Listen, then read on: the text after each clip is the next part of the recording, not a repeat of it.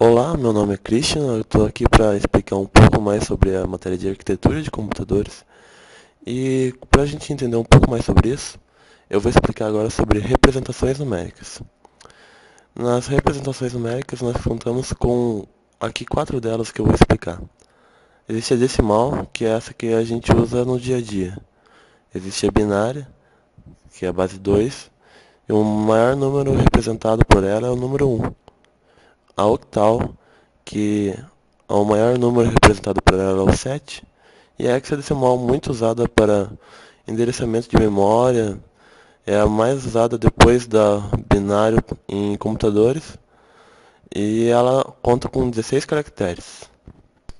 Eu vou falar agora sobre conversões em binário.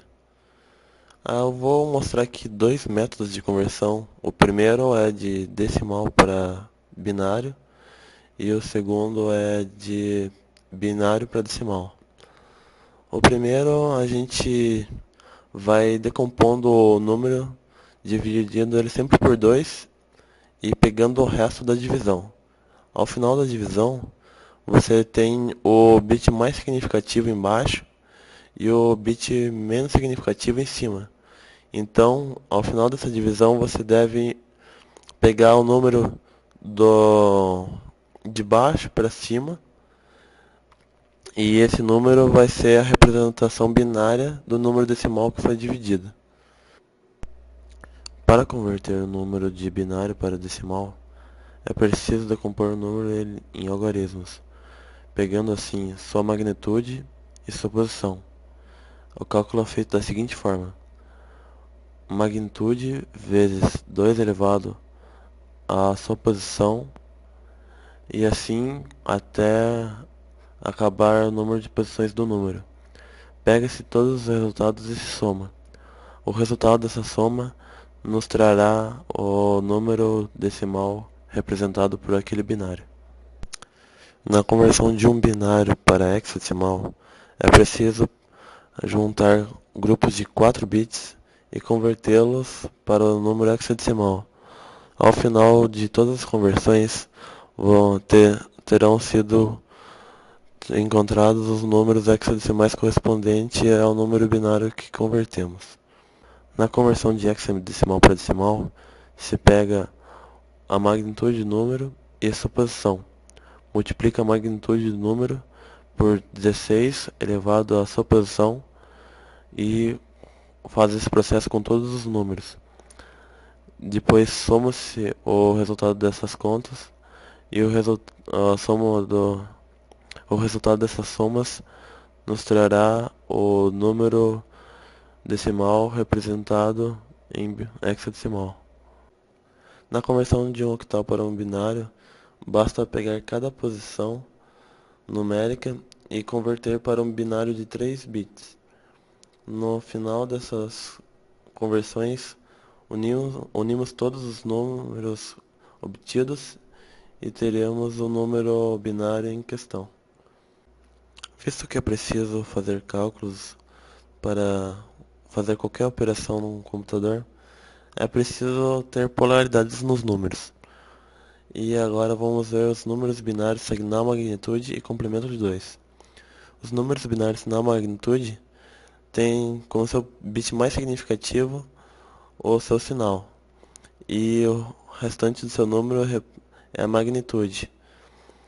O número vai ser lido de forma normal em sua magnitude, sendo o bit de sinal dizendo se ele vai ser positivo ou negativo.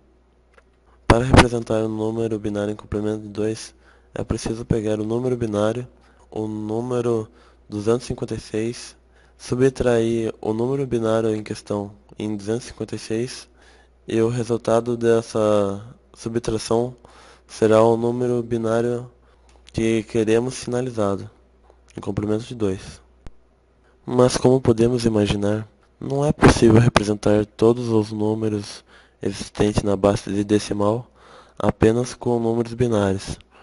Um exemplo disso é o 0,4. Para representar esse número na base binária, isso daria uma dízima, e nunca seria 0,4 de fato.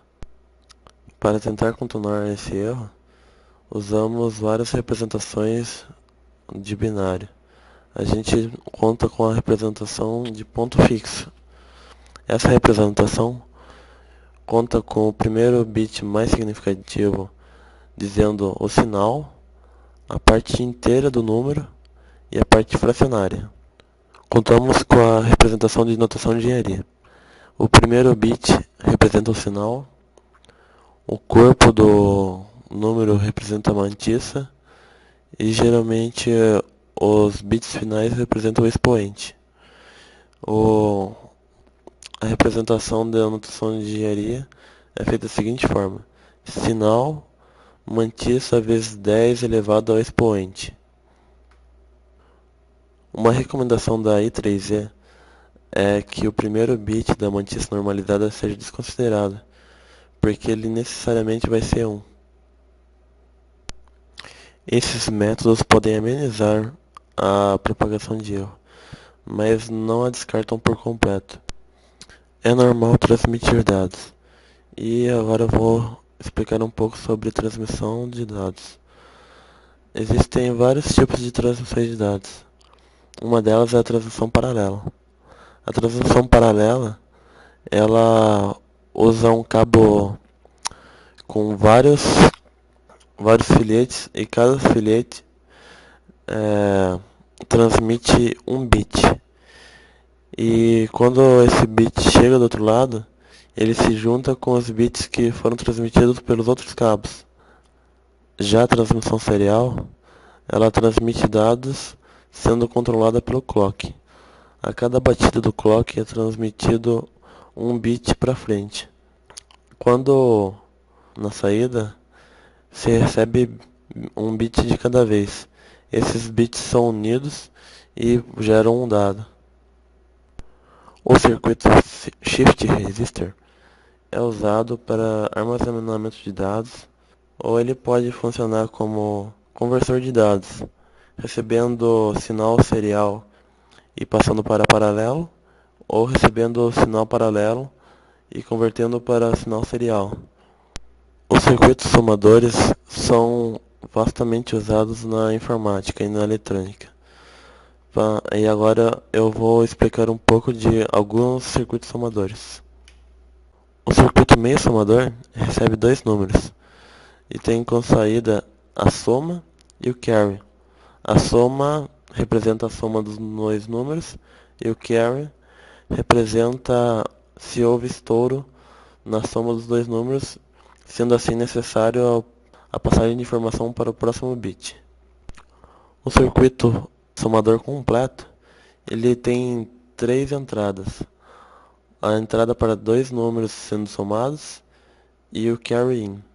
O carry in recebe o estouro do bit da soma dos números anteriores e o somam com os dois números em questão. A soma desses três números vão ser representadas na saída S. O carry out vai representar se houve estouro novamente nessa soma, passando assim para o próximo bit a informação. O circuito somador com propagação de carry funciona como uma pilha de dominós. Ele começa somando o primeiro bit, depois o segundo, até o último. Enquanto o último bit não for somado, não se terá a resposta da soma. Então, se o clock que controla esse circuito for muito alto, a gente corre o risco de obter informações erradas dessa soma.